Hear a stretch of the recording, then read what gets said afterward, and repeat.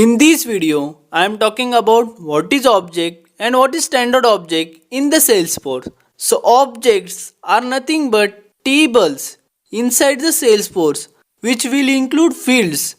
To understand the object concept, we give visual representation. So we will move to our Excel sheet. Right now, we just have a table. The same table can be represented as an object in this inside the Salesforce, which will have multiple fields. Now these fields can be standard fields as well as custom fields. So basically this will be the actual representation of an object. There are two types of the object. First one is standard object and second one is custom object. Standard objects are the objects that are already provided in the Salesforce itself and you haven't created those objects.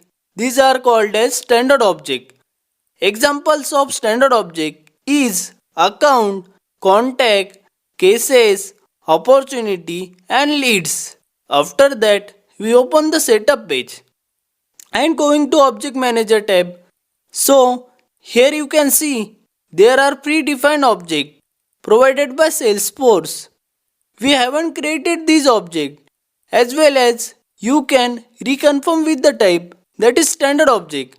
So summarize the whole concept whatever object that are provided by Salesforce itself and we haven't created those objects. These are called as standard objects.